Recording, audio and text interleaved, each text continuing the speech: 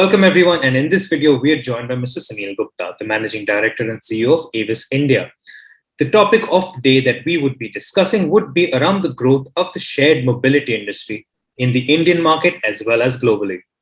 We also plan to touch upon the growth strategy for Avis itself in the near term and the long term, as well as the electric vehicle, what role it plays in this space. So let's begin. Welcome, Mrs. Gupta. How are you? I'm very well, Rahul. Good to see you again. Good to see you. And it's a very wide scope that you have outlined. Very interesting to share my thoughts with you on these topics. Yes, sir. So, quick question. Let's start off with, could you talk about the growth the shared mobility industry has seen in the recent past, and also the apprehension during this post-pandemic and pandemic era that the industry has been seeing in the last couple of years? See, actually, the shared mobility has been of appeal even before COVID started. I think the people who are most keen on it are millennials, because they always have a focus on access to rather than ownership of assets. Also, there are a lot of people who are going through maybe financial uncertainty, or they are not don't have visibility about the future. Maybe they are going to change cities or jobs after a couple of months. So even for those people, it's a great option to go in for shared mobility. And the best part is that shared mobility gives you temporary ownership of a car without the hassles of making down payments or paying EMIs or going in for maintenance, insurance, and other hassles of ownership. And once you're done with the car, you can just give it back to the company which gave it to you in the first place. So it's a very, very convenient way. And this has been going on for the past, I think, many years. It's got a bit of a fillip because of the pandemic coming in, but that I guess adds one more dimension to the whole growth of shared mobility. With how we've been unlocking in phased manners over the last couple of years, and again going into the second wave, and again lockdowns and unlocks as well. Could you talk about how that has evolved for the shared mobility industry and for Avis directly itself? Yeah. See, again, to just reiterate that shared mobility was a phenomena even before COVID happened. But with COVID happening, there's a lot of apprehension about health and safety of people. So they want to avoid any situation wherein they could be exposed to infection. One of the primary modes of infection is through public transport or going in cabs which are not disinfected or sanitized adequately, or drivers not taking any precautions. So these are worries which commuters have and people who want to travel from point A to point B have. And so this actually has, in a way, given a bit of a boost to this whole shared mobility, because it helps you to temporarily own a vehicle, which you are sort of master of for the duration of the hire or the subscription. And so you're aware of, how it is kept, how it is sanitized. So it's much better than getting into a public transportation like metros or local trains, or getting into a cab of which you're not sure of the health and safety precautions taken. So I think this has given a bit of a boost to the shared mobility. What's also happening is people have been bored and tired staying at home. So we are seeing a lot of interest in people hiring cars for the short term to go off on, short trips to the hills, or wherever there is less crowd for work or for leisure. A lot of people also are leaving dense cities to go in for vacations in nearby places which are less densely populated. And you can have a broadband connection and a laptop and you're in business. So a lot of that has led to a bit of a boost to shared mobility. So in a way, that work from home culture that is developed has Exactly. also been a contributor to the mobility space as well. So it's the work from home culture plus the revenge travel, as you would call it. That people are so tired of staying put, they want to just move out to something which is safe. Yeah. So that's giving a bit of a fillip to shared mobility. Okay. Over these few months in this past year, which of the services that you have seen see an uptake in the shared mobility space? Is it like renting a cab or renting the vehicle for self-drive? And what has actually dropped in this this section? See, actually, what is to first talk about the drop? What has dropped is that people are working from home, so they're traveling less for meetings and all that. So hiring of cabs for work has got a bit hit, and fortunately it has been locked and opened up in phases. So it's not been like the phase of last year when there was a complete lockdown. So that has also helped us to sort of keep the wheels of our business moving better than last year. What is doing well is, of course, people hiring cars because they want to avoid public transport, or they want to go to, let's say, Shimla or Manali, or out of Bombay, they want to go to, let's say, Mathiran. That also is seeing a recovery almost back to pre-COVID levels. People who want to travel for leisure. Leasing, of course, has continued, or as you would call subscriptions, has continued to grow, has not been as impacted because people are looking for options of being able to move around without exposing themselves to public transport. So that's been hit the least. Okay. And could you give a demographic or in terms of the location where the differences are more prominent in certain cases, like how the impact has been in Delhi or how it's been in Mumbai or in tier two? Actually, because there's no uniform pattern, because Mumbai logged in earlier, Delhi also logged in earlier, Bangalore logged in later on. So it's been a sort of a phase-wise locking down and opening up as a consequence. Okay. So whenever there was for example, Bangalore has just opened up from lockdown this week. So we're seeing a recovery in Bangalore. Delhi has slowly but surely opened up more and more. So we're seeing some recovery from, let's say, middle of June. Bombay also recovered at the same time because they also were able to bury that whole issue of uncontrollable COVID in Bombay also by mid-June. So that's how it is. Sort of, it's not a one moment sort of issue like it was last year, when everything sort of ceased around the end of March till June. This way, it's been a bit more staggered. And what's also happening is, as a sort of other opportunity, for example, a lot of companies are now making sure that employees take advantage of vaccinations. And so there are also a lot of our corporate clients are actually hiring cars from us to send to people's homes and say, okay, now please go and get yourself vaccinated. This is safe. It's a sanitized cab. The driver is vaccinated or he's taking all precautions. There's a net between the chauffeur and the back seat, which separates the two. So they're using those kind of our cars to let people go to vaccination centers in a safe environment. So there are opportunities and setbacks, which happens in any business. Okay, a quick question, if you could touch upon the precautions and the challenges that you faced. And could you tell me about the protocols that Avis has put in place for not only the customers, but also the people driving the cars and getting people to their destination? Sure. See, basically, I think we always kept our cars clean and tidy, but I think the people's sensitivity to health and safety increased manifold. So we actually are, before and after each use, we completely disinfect the car.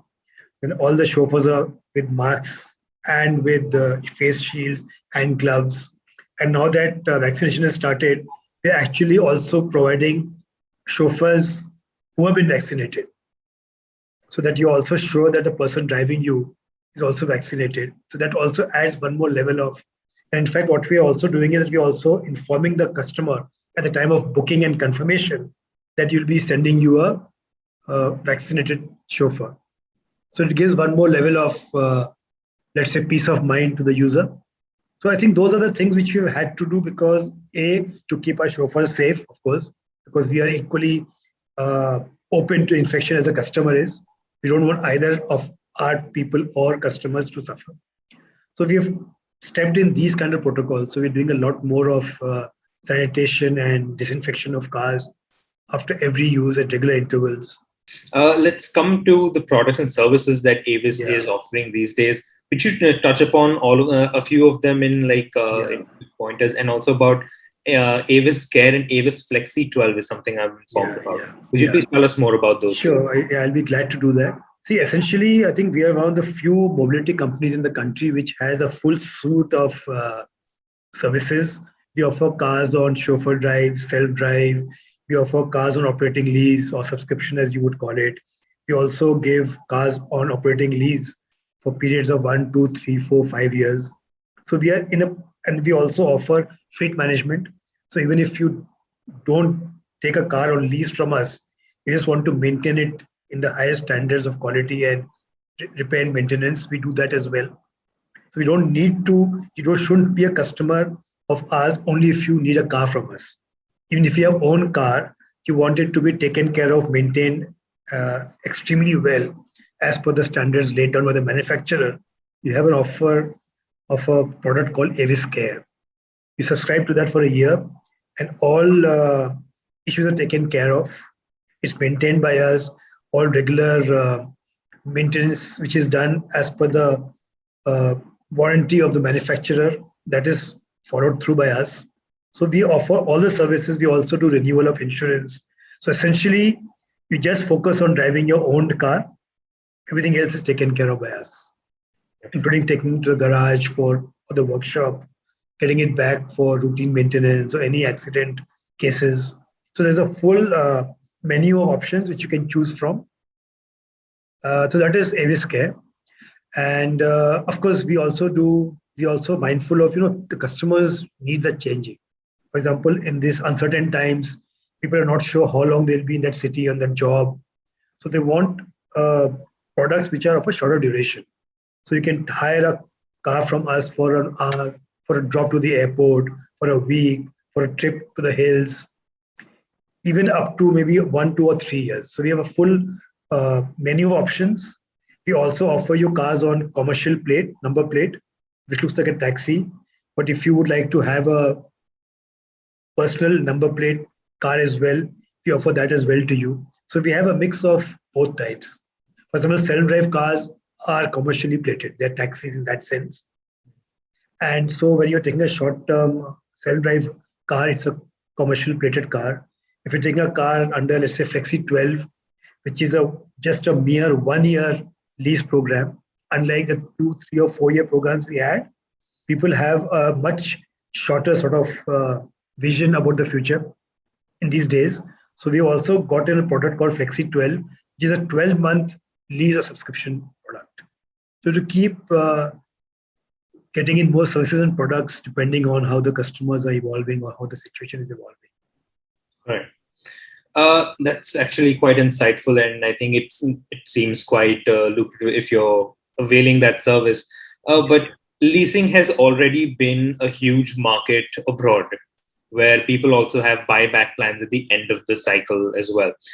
How has that evolved in India in the last few years, and when do you see us reaching some status like it is in the globally renowned area right now? Yeah. So how long do you think that transition is going to take? And do you Actually, you're right, because in, let's say, North America or in Europe, almost 30% cars are on lease.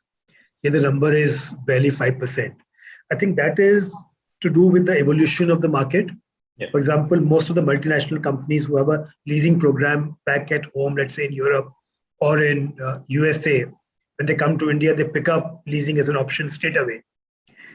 And what we are slowly seeing is that a lot of people are actually Indian companies who are not exposed to leasing. Corporates are also slowly but surely seeing the benefits. Because first of all, if you're an Indian business house, and if you have to give cars to your employees, you need to have a full department for transport management, purchase of cars. You need a whole set of 20, 30 people just to track maintenance, to track purchase, place POs, do the routine maintenance of the cars. So it's a big headache. And also, when you buy a car, companies have these assets on their books. Now they're realizing that it's better to have assets on their books which generate revenue for them than to have assets like cars which depreciate over time, and not only depreciate, but they also tie up the entire department, administrative department, only to look after the fleet of cars. So they're seeing the merit in coming to a player like us who takes this whole headache off them and just lets them pay a monthly equated expense. That's it. The reason they have to do is to say, okay, 30 cars, 30 EMIs, one payment, finished. All the rest of the hassles of ownership are taken care of by us. When it's due for maintenance, we inform the customer, we give him a replacement car, we pick up the car, take it to the garage, get it sort of maintained. If there's an accident, we reach there automatically, and then we also call in any equipment you need for flatbed cars or hydras to pick up cars and all that. So any failure of the car, we step in and get it back on the road, either immediately there itself or after a trip to the workshop. So basically, this enables the user to be 24/7 mobile round the year. His car could be in the garage on a scheduled or accident intervention, but he has a car from us in the interim. So people are seeing the benefit of that. And finally, there are a lot of businesses like seed companies or people who have a lot of traveling salesmen. They find very useful to not to have to depend on outside transportation. So they give a card, let's say, to the scientist or to the pharma salesperson or any salesperson for that matter, or anybody going to let's say agricultural fields for extension work, seed companies, fertilizer companies. They are seeing value in having a car at their disposal, which is managed by us, available to their employees. So I think they're slowly and surely coming through. And I think it's in the next, let's say, 5 to 10 years, it's going to become more and more mainstream. Maybe it'll start reaching 10% of total numbers. But I think they have a head start of almost 40, 50 years ahead of us. So I think it will be very difficult for us to catch up with them in a hurry. Okay.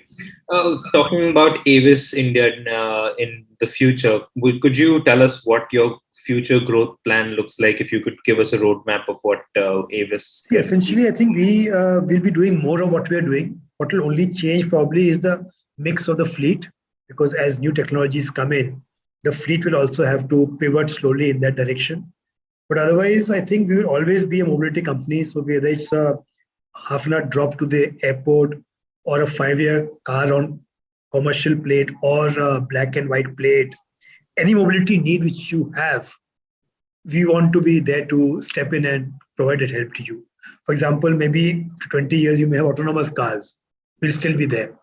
We don't have a chauffeur in the car then, but we'll still be there. So whichever direction the automobile technology takes, we'll be in step with that. For example, there's going to be a lot of move towards electrification. The next 10 to 15 years, we'll be there. So I think whatever shape the car takes, we still will be in business moving people from A to B. Okay.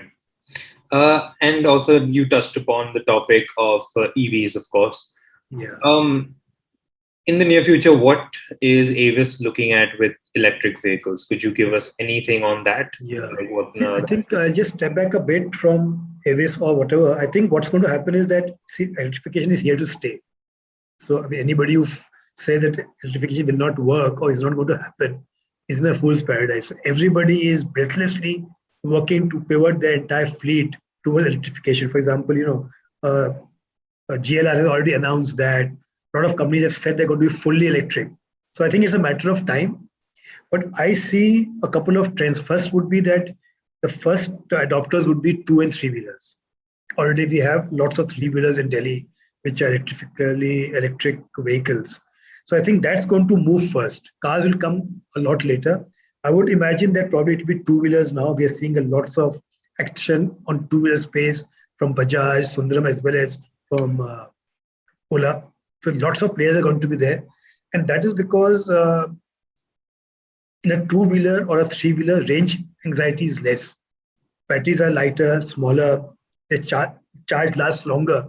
So that is going to take off first. Then I think next would be probably buses, which ply on city roads where the circuit is known. So you can have charging facilities at the bus stations because there's a fixed terminal for buses. That's going to happen next. I think after that, as slowly and surely the cost of batteries comes down and EVs match the pricing of IC engine cars and charging infrastructure also picks up, I think it's a matter of time. But I would give it probably about 7 to 10 years for 4-wheelers or cars to be substantially electric, maybe more than 10% in the next 10 to 15 years. The next out of 4-wheelers also, what's going to happen is that people are going to have charging in their homes. That's again in their control. That probably will be the first of the block. Or cars which we give to employee transfer from picking up from homes, taking them to work and back. You can charge at your location or at the destination. So where the charging is going to be in your control, that is going to be the first segment amongst cars to take off. Okay. So that's So in your right, control. of course. The So right ecosystem will now, take long to develop, where you can go from here to Chandigarh maybe. But within your daily commute within the city, I think it's going to be the first car EVs which will come into vogue. all right. So I understand that your biggest portfolio is towards the business to business consumer. So is there any plans to move go into the consumer space as well as business to No, consumer? we are already in the consumer space. For example, More the there, app that more we business. have I mean, is yeah. an app which allows whether you're a corporate customer or a retail customer, whether you want a self-drive car or a chauffeur-drive car, whether you want it in India or abroad. So you may not be a lot of customers may not be aware that on the They Avis use India it. app you can actually book a chauffeur-drive car in 100 countries around the world, or you can book a self-drive car in about 150 countries around the world. So sitting in India with just a smartphone, you can access the entire range of our products, not only in India, but also in the world. So the retail is a very important space. For example, as I told you, when work from home is happening and corporate travel is a bit low, we are getting a lot of support from retail customers who want to take off to the hills. So I think it's good to have a portfolio so that you are able to then manage to be relevant to as many people as possible at any given point of time. So we have a focus. We have been in self-drive for retail for the last 20 years since day one. Okay. It continues to be a focus, but we have a good balance between retail and corporate. Okay. What I was getting at is, do you, with many of these services, also looking at last mile connectivity with two-wheelers as the cabs? Is that something that Avis could also look into in India in a market like this? Actually, Because we are that looking is at essentially four-wheelers, because okay. that's where our clientele is, that's where our DNA is. And I think the market is growing, exploding very fast. So I think that lots of players are going to be already doing it. There have been a lot of people who have come in and gone out. The only issue is that the hardware for the last mile is nobody's baby. We've seen it happening in Gurgaon, at the Huda City Center or big transportation hubs.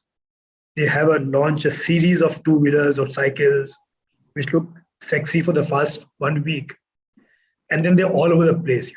So I think it's going to need some more stronger geotagging technology to come in, where you can actually be confident of getting all those vehicles back at periodical intervals.